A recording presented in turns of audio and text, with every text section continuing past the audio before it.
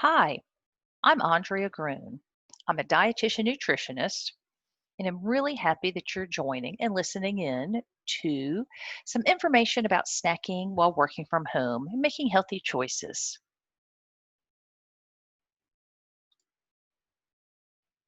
So, we're going to talk today about balancing work and life when we're doing them all in the same setting, which presents challenges for all of us.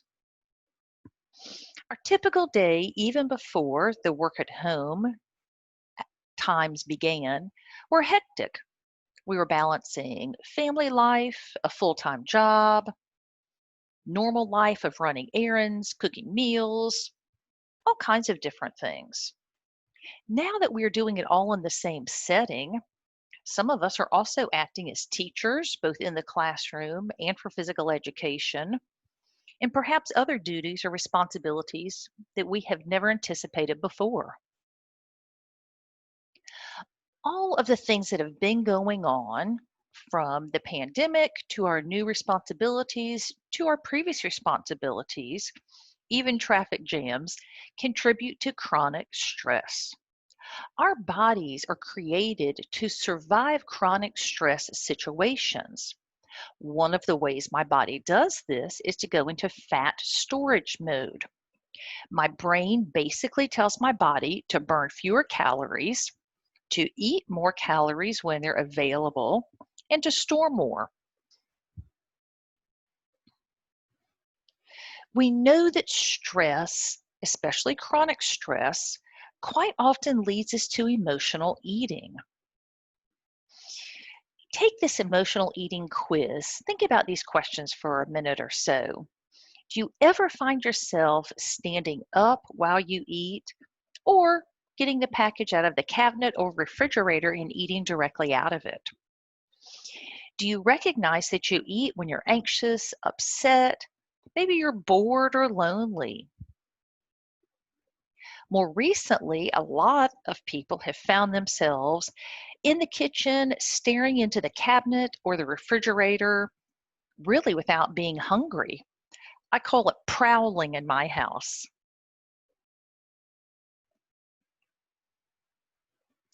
When we look for foods based on stress, it's really a type of self medicating. We want to make ourselves feel better.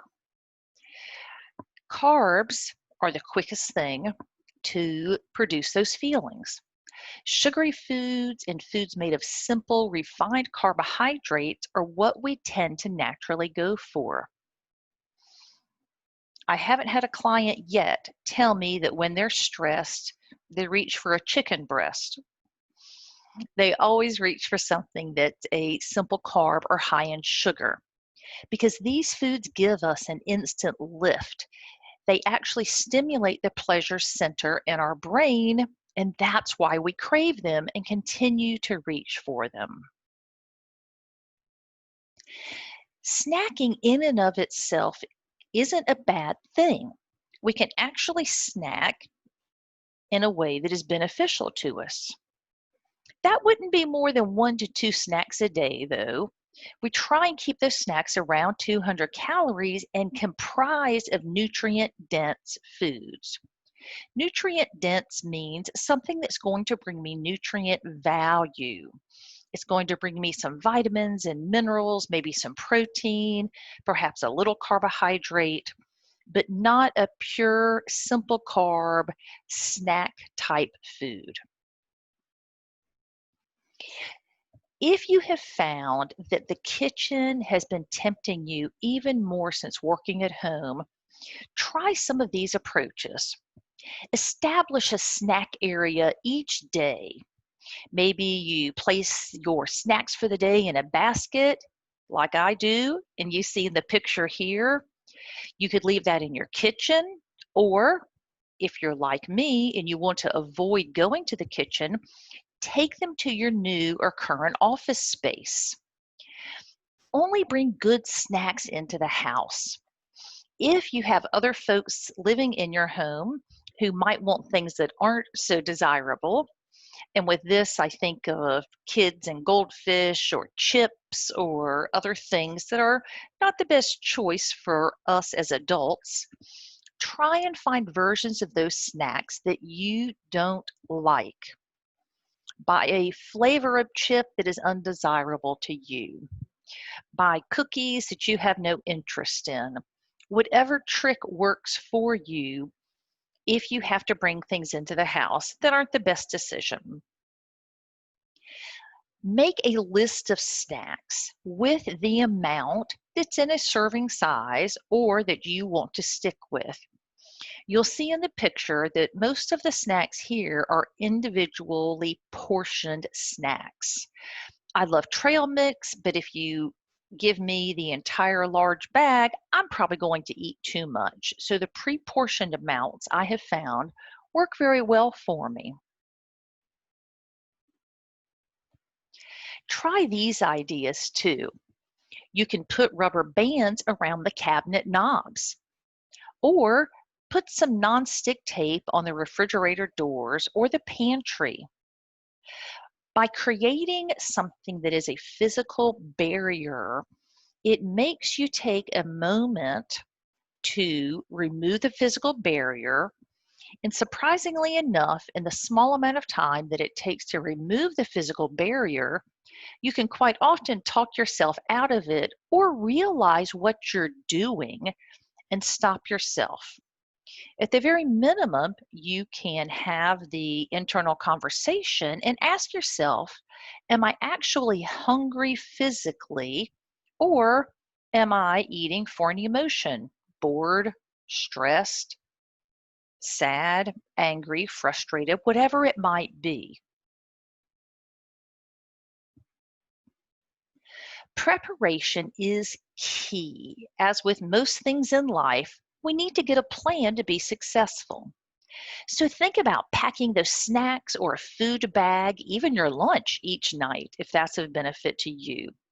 Keep that snack area in your office space, in your car, if you find yourself stopping at convenience stores or drive-throughs because you or perhaps the kids in the car are hungry.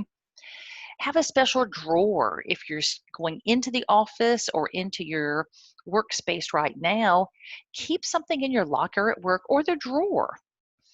Even if you're at home, but not wanting to go into the kitchen, as I mentioned earlier, just pack your little cooler each morning with an ice pack to keep things cold. You might keep extra ice in your cooler so you can have a cold water throughout the day if that's your preference. Here are some ideas about healthy, nutrient dense snacks. All of these snacks will be right around 200 calories or perhaps less. I've tried to give you a variety of ideas, both half sandwiches, something a little sweet, even the baked potato that's a little more substantial of a snack if you feel that's what you need. Start with this list and then add your own ideas or your own preferences as you think of them, but remember to put portions or amounts with them to keep them within the 200 calorie guideline. So remember, snacking is okay if we do it for the right reasons. So we've got to be aware of when we're snacking and why you're snacking. Is it because you're hungry and your body needs some additional nourishment? Absolutely have a healthy snack. Is it because you're stressed, bored, or experiencing another emotion? Not the right reason to snack.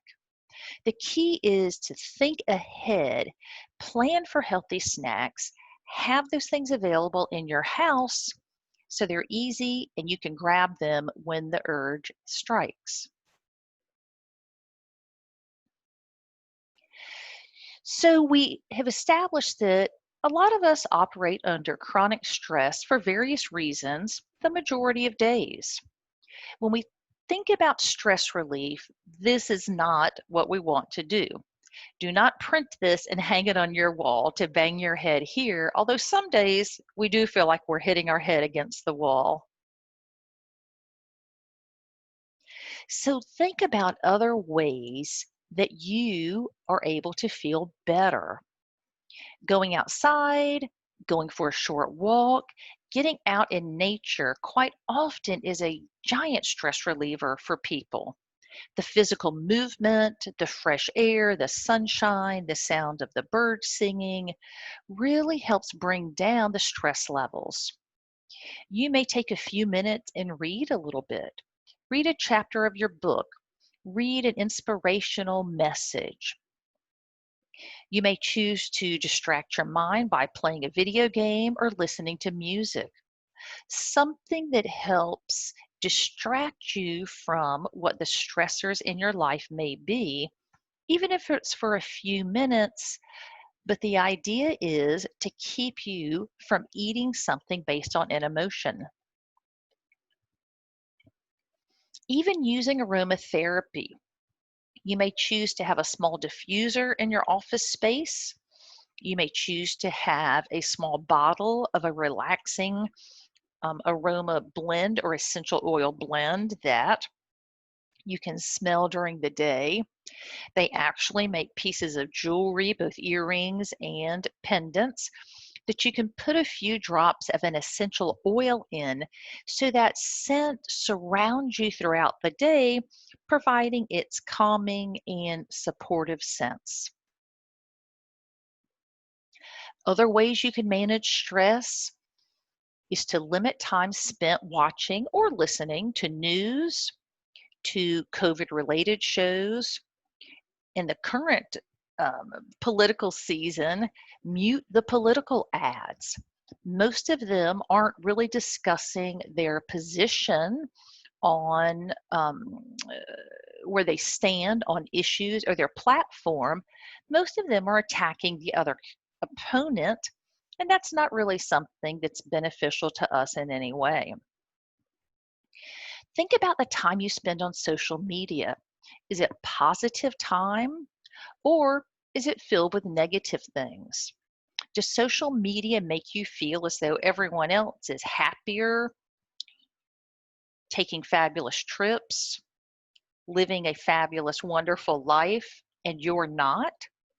Quite often, social media makes people feel very inadequate or negative about their life or circumstances. Recognize this if it happens to you and limit that time or the people that you follow or share with on social media. Spend your time and energy focusing on things that you can control or change. Those are things that help empower us and don't increase my stress level by feeling out of control or at the whim of somebody or something else. So let's review for just a moment. Realizing that emotional eating is a stress response. So recognizing when we are participating or eating due to our emotions, which we know quite often are due to stressful events, either in the moment or over the course of time. Find other ways to soothe yourself, to reward yourself, to distract yourself, basically to make yourself feel better or less stressed and less emotional eating desire. So let's talk for a few minutes about methods for reducing stress. Because let's face it, in the real world, one way or the other, we are going to have some degree of stress. We all have families, we all have a job, we all live in the world with traffic, political ads, or whatever else may be going on in your world. We're going to look at several methods for reducing or at least dealing with stress. Let's start with deep breathing. Something super easy to do. You're already breathing, aren't you? Now we're just going to focus on taking a really deep, fill your lungs up all the way type of breath. We know that deep breathing slows my heart rate. It increases oxygen consumption, which means that my brain, all of my muscles, every cell in my body receives more oxygen, which means it's able to create more sustained, consistent energy levels. It also lowers stress. So think about taking a very deep breath by sitting up straight, inhaling to the count of 4. Ready? Go. 1, 2, 3, 4. Hold it. And now gently release the breath to the count of 4, 3, 2, 1. Quite often, you can feel the change in your body and the muscles with just 1 or 2 deep breaths. So, again, this is something that we can practice throughout the day and receive the benefits.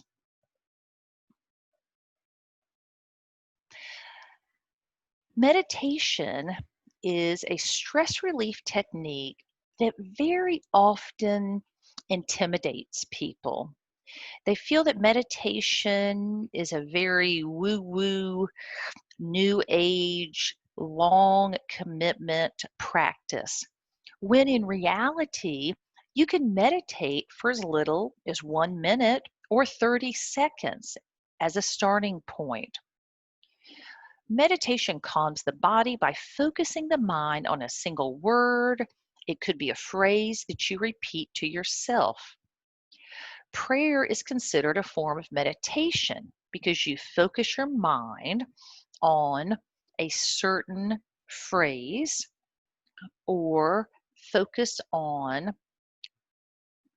what you would like to have help or assistance with, or perhaps what you're thankful for. It can be, again, a single word mantra, it could be a phrase, or quite often it could be a visual image that you also find comforting and soothing. So I challenge you to begin with a short, small amount of time and increase as you're comfortable with it. Incorporate deep breathing with your meditation. And now we're incorporating 2 different ways to calm and soothe your body.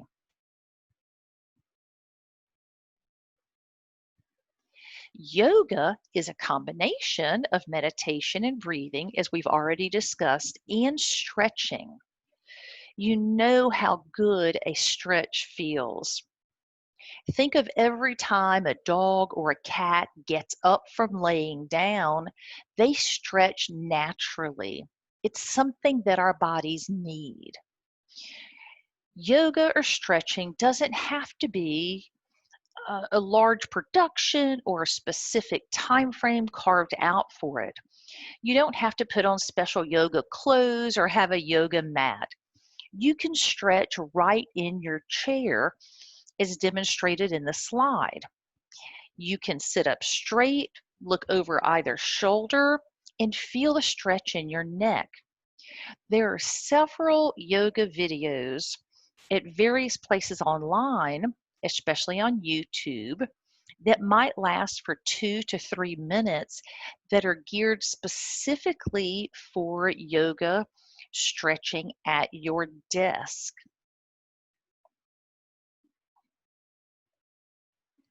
We talked about aromatherapy a little bit earlier, but I want to give you some more information about calming scents.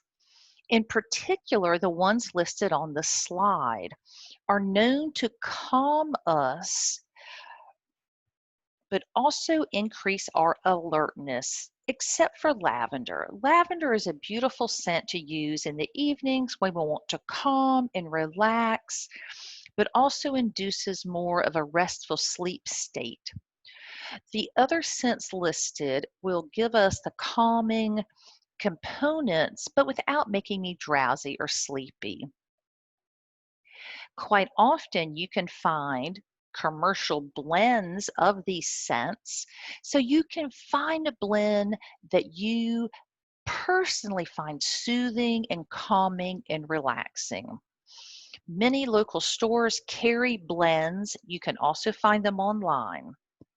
I like finding mine in a local store or somewhere that I can smell the blend and make sure that it's something that I enjoy.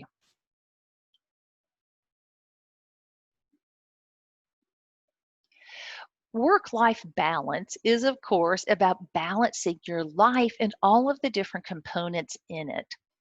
This graphic leads us through or reminds us of all the different components of our life, whether it's our job, whether it's our family relationships, self care, which is a very important component, hobbies, all of the different components that come together to make us and our lives what they are.